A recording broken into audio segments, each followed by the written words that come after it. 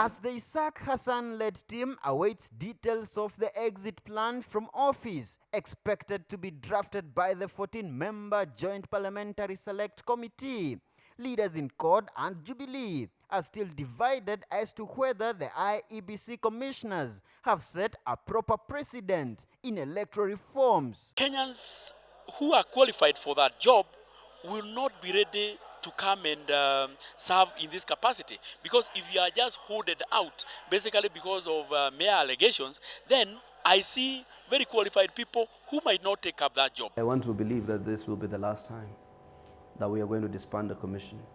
It has almost been unattractive to hold the position of commissioner in this country anymore. And that means our democracy and our institutional audit suffers.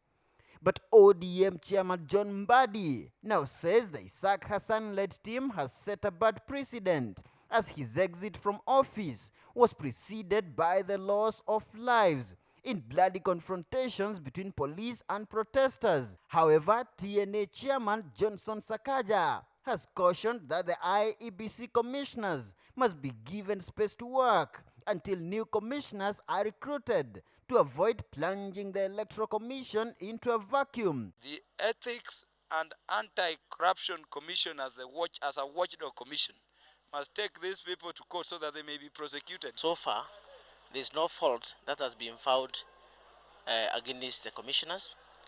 I think it's wise that they have decided to call it a day so that for the general good of this nation. But we are saying we should not just agree and say dignified. Dignified must be given a description.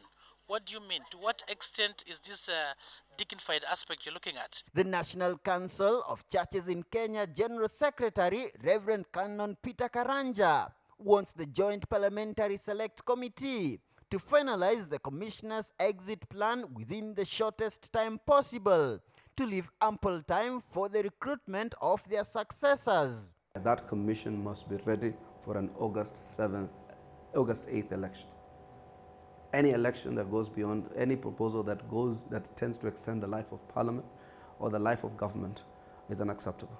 If we cannot agree to follow the law in telling the IBCs or commissioners to vacate office, how easy or hard will it be to reconstitute the IEBC Commission?